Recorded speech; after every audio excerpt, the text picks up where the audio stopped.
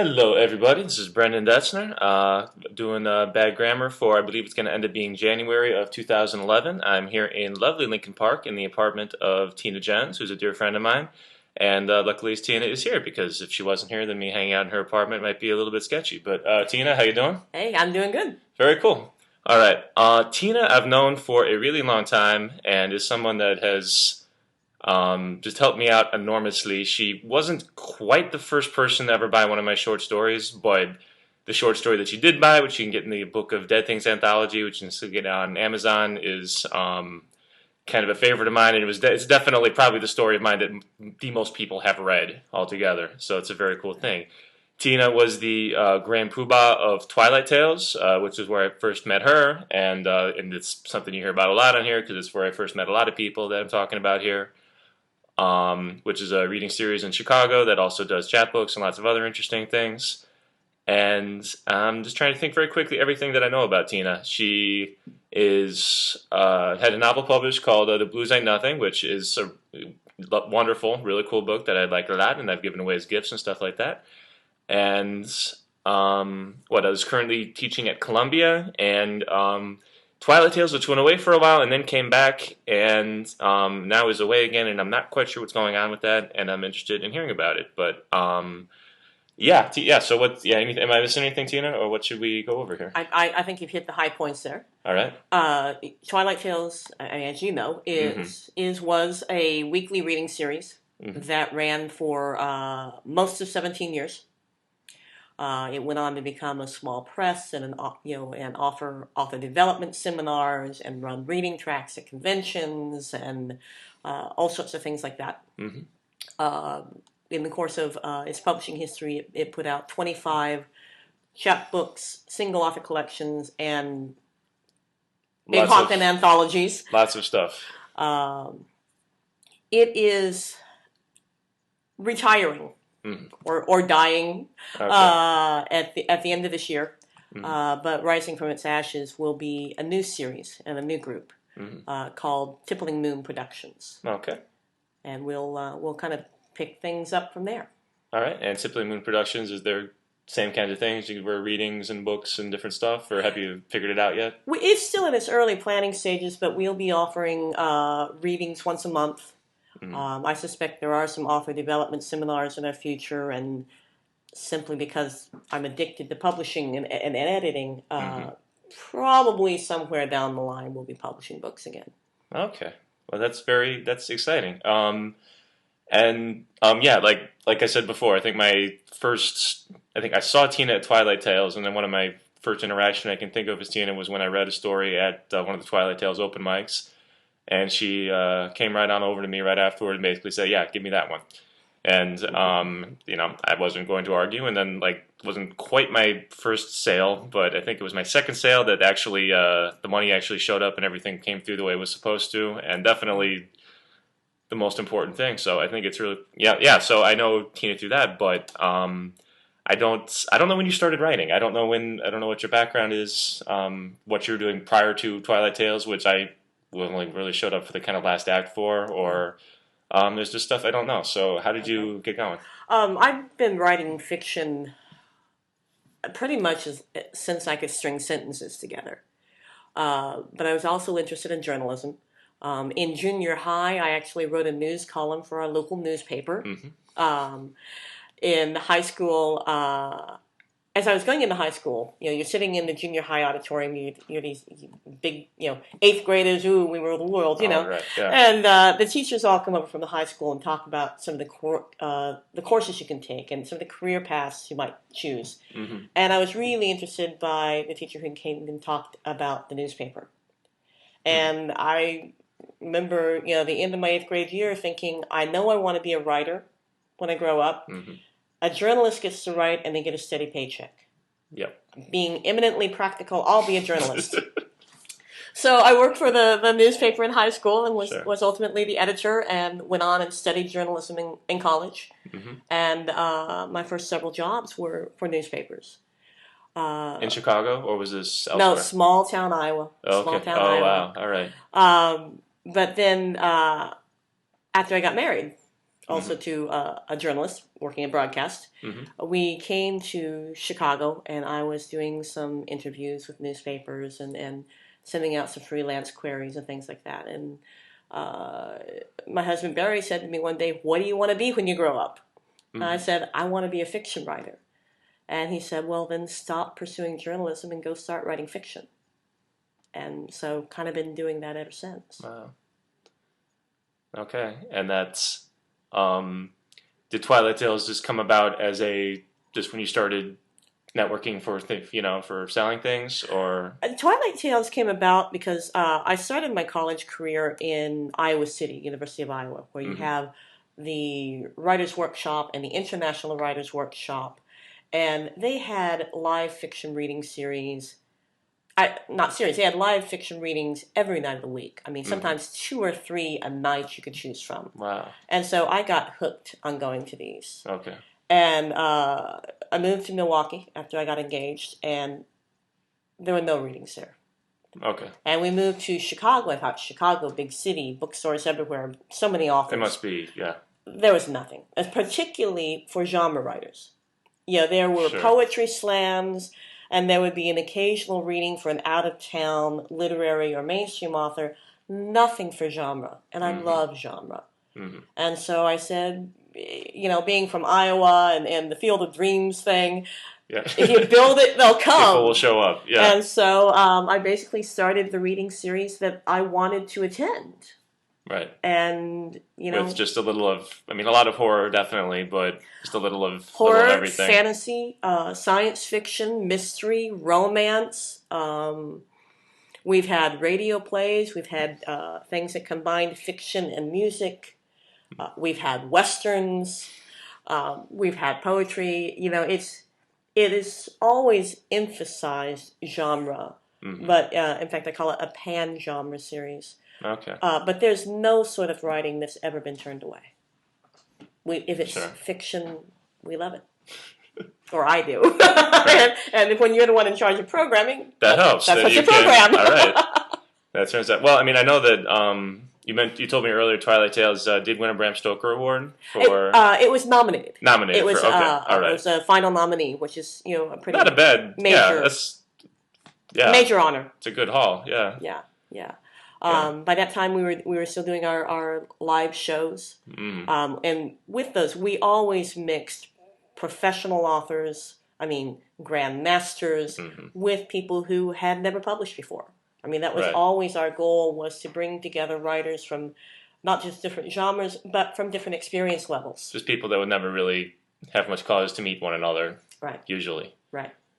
And then to see what that inspired. Okay.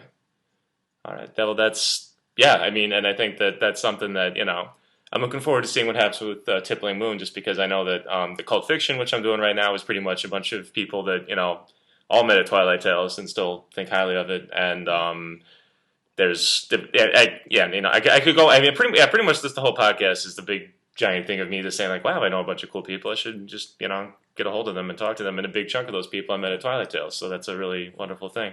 Well, that was one of our points, to bring people together, to see what that inspired, to see spin-off podcasts, spin-off small press publishers, spin-off reading series. Right. It was always about fomenting these meetings and seeing what came out of it. Sure. And Tippling Moon that'll be a large part of what we emphasize again. Okay. All right. Very cool. Tell me if I'm getting it wrong, in 2002, you published your novel, The Blues Ain't Nothing, which is just a really cool book, which I enjoy a lot. And I know that you're a big blues fan in Chicago, which is definitely a wonderful place to be a blues fan. How did that book come about, and what was that process like? It started from a couple of short stories that used the same characters, the same setting. And I realized that with a couple of additional stories, it could be what's known as an episodic novel. An episodic novel is exactly that. It's several short stories that each have their own narrative arc, but together create a bigger narrative structure, a bigger story. And so I pitched it to Design Image Group, a publisher here in Chicago that has been doing corporate and business publishing forever, Right. but had just in the previous year or two to that time gotten into horror and mystery in a big way, and they said yes, we'd love to publish this. Okay. They several years later got out of the fiction publishing because the corporate publishing was taking off, and they just didn't have time. Yeah. But they were a tremendous publisher to work with. The support they gave their books and their authors was really amazing. And by working with the Chicago publisher, they understood the blues, they understood the community, the places that they're talking to. They can head down the street and yeah, which sounds nice. Okay, well, very cool. And just trying, what else did I want to hit before I got you reading? But you're working at Columbia right now. Columbia College Chicago. Sure. Not to be confused with Columbia University correct, in New York. Yes. But Columbia College here, which has, and I at different times can be more or less optimistic about the quality of creative writing programs. But Columbia, I've definitely got to say, is a name that comes up again and again when I'm talking to people that are really good that have gone that way. And they just do lots of cool. Well, I mean, they got you, so how could? Yeah, there you go. Well, so they must be doing well. Columbia College is just a tremendous art school. It is not at all like the programs I came through at Iowa City, where I took both journalism and some creative writing courses. Very different mindset, but it is an amazing art schools, and the talent that I'm seeing in those classes. I mean, even incoming freshmen, the quality that they're working at, their creativity is just amazing. It is such a joy to teach there. I'm teaching the fantasy writing workshop, which is awesome that they have. I mean, just because that's not always considered. I don't know, whatever not every school is going to do something like that. A lot of writing programs do not offer any genre courses at all, and I think that's short-sighted. They make a point of it. Yeah, and they're proud of that. Right. There's a lot of smearing that happens at genre. But as someone who reads both in and out of genre, some of the most lively and vibrant stuff is happening in genre, and really taking on critical social issues and personal issues, exploring what it means to be human, exploring what this technology is doing to us, and how our morals have to change to fit that. Genre fiction is really about what it means to be human, and there's some hard, powerful, punching stuff there. I mean, not all of it. Some of it's entertainment. I mean, I'm going to be reading a couple of zombie stories for you. Not a lot of socially redeeming factors there. But folks that write off genre without considering it, without thinking about what they're writing, without checking it out, they're really missing something. Right. There is crap and dreck in every form of writing or entertainment. If you completely shut yourself off to any one category, you're really missing out. Right. Sorry, got on my soapbox. No, absolutely. No, well, I was hoping that there might, I figured that there might be one, just because it's, just because, again, that it's surprising. Wait, they have a creative writing program, and they're not, I don't want to generalize about creative writing programs, because obviously here's one that's different, but that seemed like a cool thing that they would have you doing that. And then from some of your students that you've brought in through Twilight Tales and through other stuff, this is like some very exciting things going on. So it's very cool. And you have some genre fiction for us today to read for people. So I do. What do you got? There are 2 zombie stories, which already my friends are laughing because I am known for my rants against. He's heard these. Yes. My rants against zombies. I think they're generally one of the most boring monsters there are. Yes, I understand, they symbolize, modern society making us less human and, no interaction. But let's face it, Romero did terrible things to the zombie field. If you can't outrun a shambling zombie, you deserve to be eaten. And if you are so stupid to lock yourself upstairs or in a basement and not figure out they're going to break down the door, you deserve to be eaten.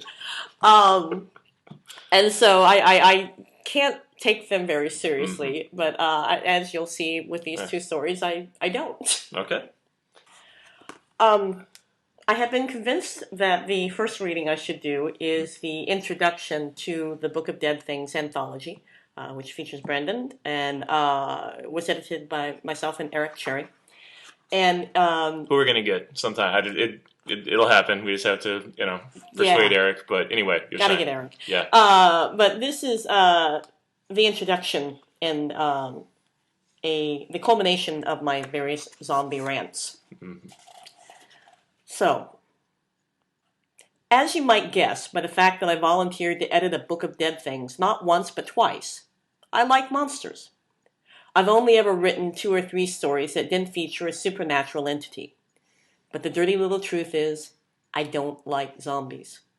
I think they're boring, and I think anyone who can't manage to run faster than a shambling corpse, or who thinks it's wise to barricade oneself in the basement or an upstairs bedroom, rather than running down the street or across the field, where one could easily outdistance them, deserves to be eaten.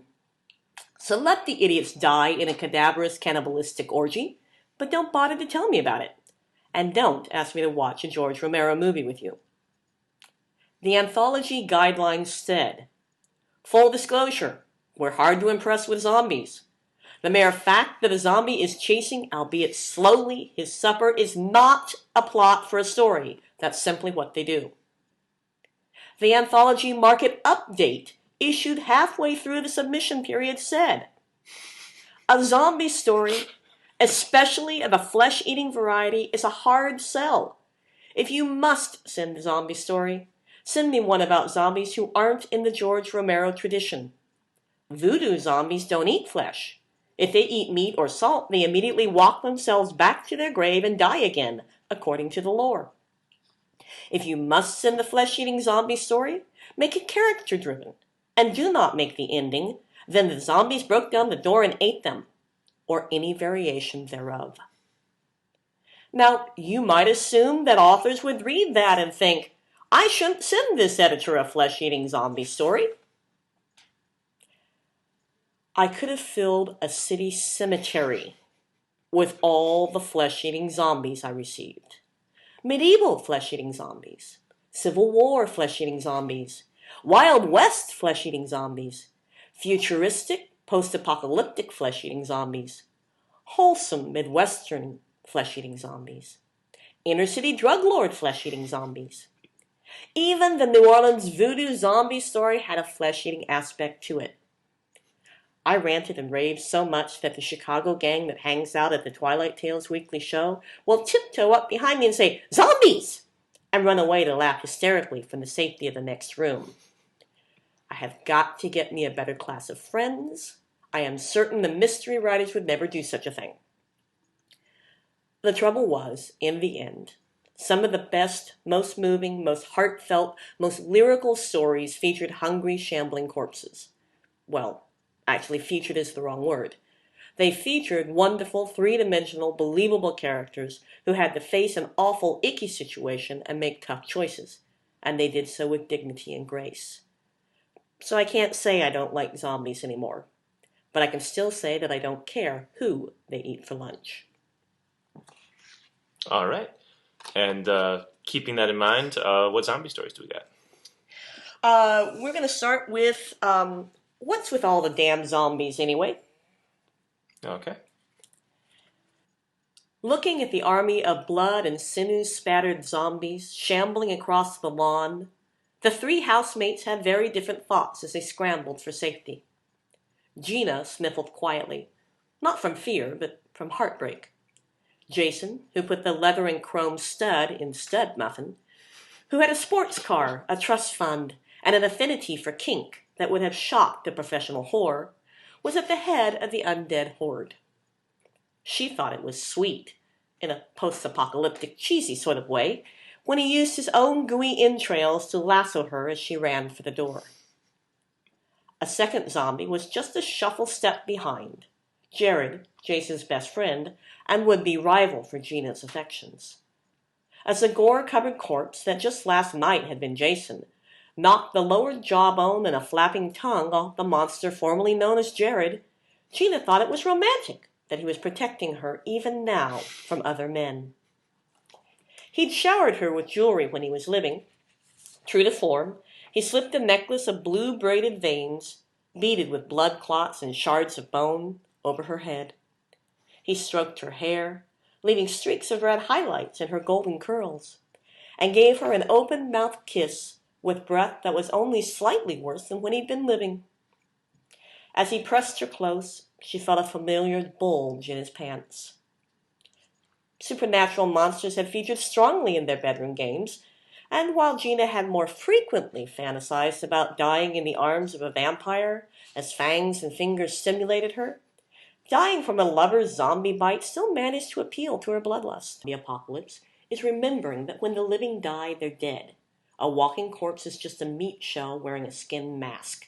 The soul done gone home, and you'll join it if you get squeamish about killing a monster wearing your loved one's face. Allison prided herself on being practical and prepared. After stopping at the garage and the kitchen to pick up critical supplies, she'd locked herself in the basement. It was her favorite room in the house. She was pursuing a master's degree in library sciences with a minor in ancient forbidden occult books, and it just didn't seem right to flip through an evil tome while sitting in the sunshine of a bay window. She spent far more time studying the gods and demons of other dimensions than the short list of cheap Hollywood monsters, but she knew this much. If they were voodoo zombies, all she needed to do was feed them salt. If they were Romero zombies, she'd have to decapitate them. But how to tell which was which? She sat with a 10-pound bag of table salt on her left side and a hedge trimmer-sized chainsaw on her right, and hoped she could find a few more helpful clues in her stolen occult texts before the zombies broke down the basement door. Selma heard the glass in the basement window break. The second rule to surviving the zombie apocalypse is remembering that zombies will go through a window more easily than a door, and being dead, they didn't much care if their bodies got torn up doing it. Her soon-to-be ex-roommate shrieked, "Eat salt, slime ball!" and Selma shook her head. It would never go down in history as one of the world's great war cries. She nodded knowingly as she heard the hedge trimmer's motor start up, sputter, and die. The third rule to surviving the zombie apocalypse is refill your gas tanks before the zombies arrive. But who remembers to top off the tanks of their power tools? The zombie rulebook had never said anything about their ability to play organized sports, though two teams appeared to be forming up sides in the backyard. From Salma's vantage point on the roof, it looked like they were playing bocce ball with, yes, her two roommates' heads. The spinal cord still dragging behind Gina's skull as it rolled across the lawn. Salma knew she'd broken rule number 4 for surviving the zombie apocalypse. Never lock yourself in the basement or an upstairs bedroom, because the zombies will always break down the door and eat you. But she hadn't stayed in the upstairs bedroom. She'd taken a hammer and nails and scavenged pieces of furniture to nail first the bedroom door shut and then the window she'd climbed through to reach the roof. From the roof she could jump to a tree or the garage on either side of the house. She couldn't survive up here forever, but she didn't think she'd have to. Salma was scanning the road looking for the blue Chevy truck she knew was coming. It would signal a rescue. But she'd almost rather be eaten by the carnivorous cadavers than pay the cost. She'd been drunk. It seemed impossible. Risk-free. So silly at the time. So, yes, she finally agreed, hand to her heart, sworn an oath, that she'd absolutely, positively have sex with Charlie's Chuckles if the end of the world was upon them, brought about by nuclear holocaust, the apocalypse, or an army of the undead taking over the world. In hindsight, she wished she'd taken his claims of leading a black magic coven a little more seriously. Listened a little more closely when he bragged that they'd harnessed a death demon from the third ring of hell. Remembered a little sooner that he'd been caught down in the basement looking through Allison's books on 2 occasions. Not laughed at him last Friday when he suggested she could make things easier on everybody if she'd just do him now, back behind the bowling alley. He was going to want to wear the clown shoes while they did it. But even if he threatened to throw her to the zombies, there was no way she was going to wear the red nose that beeped. A girl had to maintain some standards. Thank you very much, Tina. And I believe there's one more. There is one more. There's one more. All right. This is zombie love. There are two problems inherent in zombie love. The first is the brain damage caused by being dead and being brought back to life. The second is maggots. Zombies are created to be slaves, and zombie love is taboo on every plantation. It's more a matter of hygiene than social structure. Luckily, zombie love doesn't happen all that often. The poor blood circulation of your common variety, household, or field hand zombie means that most of its brain is shut down. The centers for the higher emotions are destroyed, snuffed out by the lack of oxygen. On the off chance that those centers survive and some other part of the brain becomes so much tapioca pudding, the memory cells that contained a knowledge of your basic dating skills have likely been destroyed. Which means even if you have a love-struck zombie, he doesn't know how to get to first base. Circulation problems throw up a final impossible hurdle. That is, of course, the erection of the equipment. Poor blood flow means a flabby man root for even the horniest of stiffs. Somehow, none of that stopped Osmani the zombie. Osmani loved Tuleti. Let's face it, zombie love is disgusting enough between two zombies, but Tuleti was alive. That's not just disgusting, it's unsanitary. The saddest part of this sordid little tale is that Tuleti had the hots for the zombie. Who could understand why without decades of therapy? Let's just blame it on a perverse blend of groupie syndrome and a genetically inherited propensity toward necrophilia. After more than the usual verbal stumblings, shy glances, and wayward gestures, the two would-be lovers declared their affections to one another and agreed to meet for a late-night tryst. This was no easy matter, for humans and zombies were kept strictly segregated, for public health reasons. Some of the more squeamish overseers even wore gas masks when herding the zombies from the fields to their pen. But it was generally believed that you couldn't catch anything from them as long as you didn't inhale too near them, and made sure to wash your hands thoroughly after touching one. To make matters worse, Tuleti was the daughter of Mobuku, the plantation owner. Mobuku would allow no daughter of his to date a member of the Walking Dead, even if the zombie had the public health inspector's seal stamped on his forehead. Feeling like a modern-day Montague and Capulet coupling, the two star-struck lovers made careful plans. The logistics of the meeting, mating place, and security were all left to Tuleti, who had free rein of the plantation and could find a better spot to hide. Besides, Osmani was a zombie of very little brain, and most of that was given over to his emotions, so he had to devote all his neurological energy to solving his rather personal problem. He hadn't told Tuleti the intimate details of zombie circulation and what that might or might not do to a zombie man root. He was determined to solve the problem all by himself before their big tryst. After all, he didn't want to disappoint his true love with a mediocre performance in the sack. At last the big night came. The meeting place was perfect. A full moon shone through the tool shed window. Soft music drifted up from the zombie pen. Mobuku had allowed a few of the more decrepit zombies to form a small band. They'd put together a little jazz combo that was much in demand for weekend dances. And most importantly, the lock was solid on the tool shed door. Tuleti instructed Osmani to drag a pile of seed sacks out into the middle of the floor, making sure to smooth out the worst of the lumps. Then the two lovers lay down together. A zombie's hands are fumbly. Blame it on the circulation problems. But Tuleti didn't mind. And with a dab of perfume applied directly under both nostrils, she didn't even mind the stench that much. He tried to kiss her, but like some 12th Avenue hooker, she refused. She'd seen something crawling around in his mouth, but she was compassionate enough not to mention it. They petted and cooed, and as things progressed, the inevitable happened. He popped the question. Every man loves a blowjob, and zombie men are no exception. You can't really blame him for asking. I mean, it'd been a long time for Osmani. But Tuletti was smarter than that. They consummate their love the old-fashioned way, with the girl sitting firmly on top. Even in love, a woman has to stay in control. Tuletti even insisted Asmani use protection. "There's no telling what you picked up in that dirty grave," she said. She pushed him back, lifted her skirts demurely, and straddled him.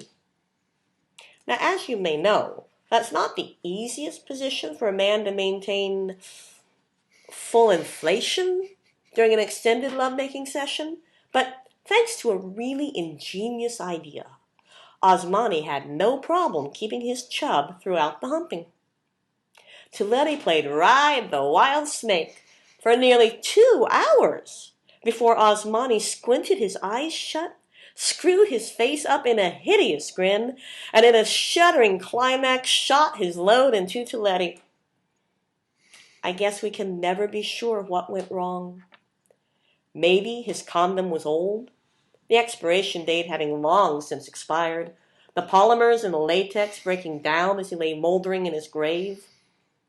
Maybe in his awkward fumblings he forgot to leave that all-important bubble at the end as a reservoir for his seed. Or maybe maggots are just more aggressive than your average sperm. Yes, maggots had been the secret behind Asmani's manful erection. No one has ever figured out how he managed to control them, but who can know the weird ways of the walking dead? When he shot his load, Asmani shot 2 fluid ounces of wriggling, squirmy, slimy, wormy, creepy, crawling maggots into the condom. Perhaps with their carnivorous, scavenger-like nature, they ate right through. At any rate, just moments after their panting, shrieking, dog-barking climax, Tuletti found she had 2 fluid ounces of wriggling, squirmy, slimy, wormy, creepy, crawling maggots squirming about in her hot box. "It tickles," she said. That tickly feeling was the maggots having lunch. It took the little critters 20 minutes to make their way up the cervical canal, through the uterus, into the ovaries, and out into her system. In a few short hours, they'd consumed at least 3 of her major organs. However, do not despair. Unlike Shakespeare's cruel ending for Romeo and Juliet, our seedy little tale has a happier ending. Asmani lurched down the road, carrying a limp and nearly lifeless Tuletti in his arms, until he reached the witch doctor's hut. Tuletti died, of course. Witch doctors aren't much good at healing the sick, but they can raise the dead. And that's what he did. Armed with a booster dose of the poisonous fish extract and a newly improved combination embalming fluid insecticide, the 2 lovers lurched down the lane together. Tuletti and Asmani lived happily ever after. At least, they lived as happily as 2 walking dead, indulging in the disgusting and unsanitary practice of zombie love can be.